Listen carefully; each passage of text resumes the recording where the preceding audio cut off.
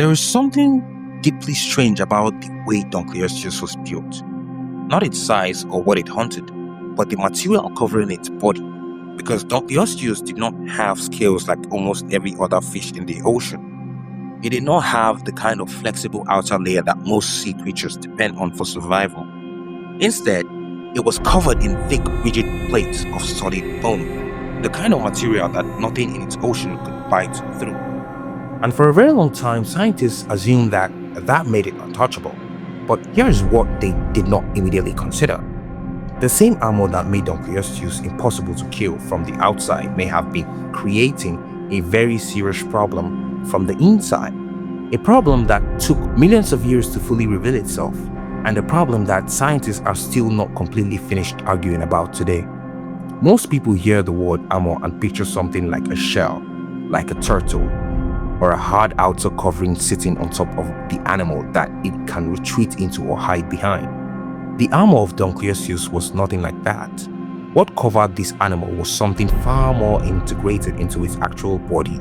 Thick, interlocking plates of bone that formed the front half of its entire structure, not sitting on top of the skin, not a separate layer that could be shed or replaced, actually fused into the head and the upper body of the animal itself, making the front of Dunkleosteus essentially one solid connected unit of bone. To understand how unusual this is, you need to think about what most fish are made of. A modern shark, for example, is almost entirely flexible. Its skeleton is made of cartilage, which is the same soft material in your nose and ears. It bends, it moves, it absorbs impact. That flexibility is actually one of the reasons sharks have survived for hundreds of millions of years. They can take hits and keep moving. Dunkleosteus was the opposite of that. The bone plates covering its head and upper body were so thick and so dense that scientists have estimated nothing alive in its ocean during that period had a bite strong enough to get through them. Not the other large predators, not the armored fish it competed with. Nothing that shared its environment had the tools to penetrate what Dunkleosteus was walking around in every single day. Which raises an obvious question. If nothing could touch it from the outside, then why did it need armor that extreme in the first place? And the answer to that tells you everything about the ocean this animal was born into. Dunkleosteus lived approximately 380 million years ago during a period called the Devonian. And the reason that matters is because the Devonian ocean was not like any ocean that has existed before or since.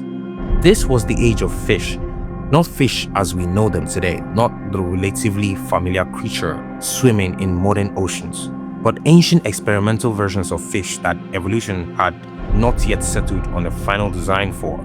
Fish that were still testing the limits of what a fish could be.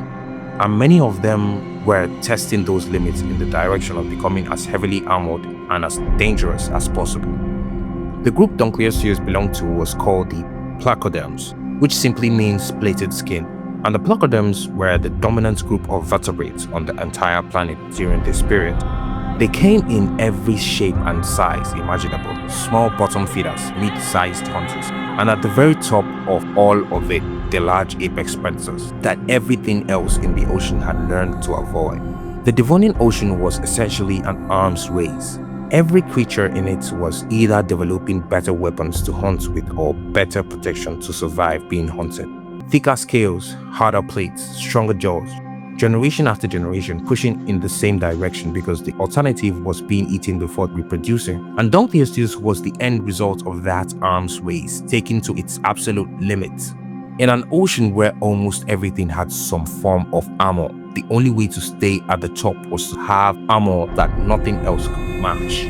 And the only way to keep eating was to have a jaw capable of getting through the armor of everything else, which is exactly what Dunkleosteus had.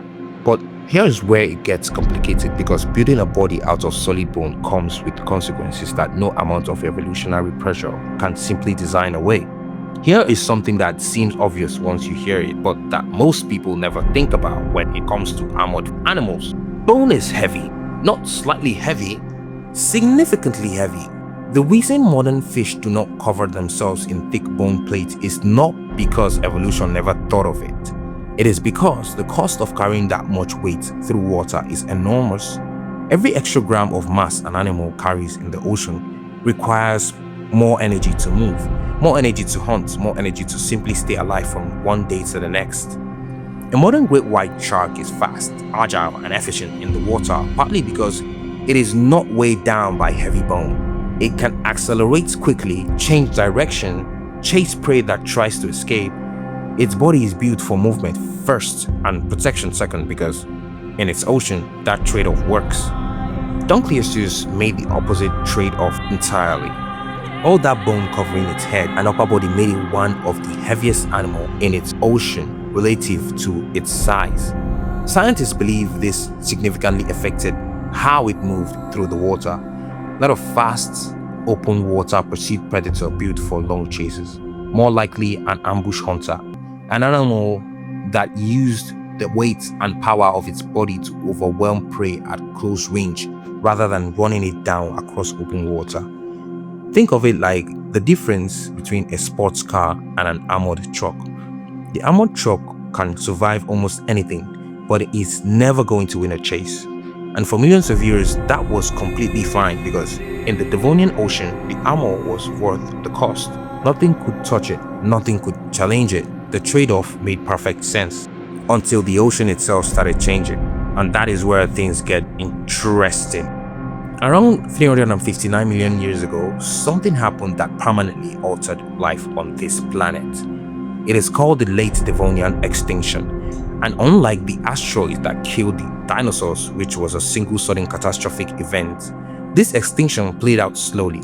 Over millions of years, the ocean began losing oxygen, not everywhere at once, not dramatically overnight, but gradually and consistently. The conditions that had supported the enormous diversity of Devonian sea life began breaking down. Warm, shallow seas that had been full of life started becoming hostile environments. Species that had thrived for millions of years began disappearing from the fossil record one by one.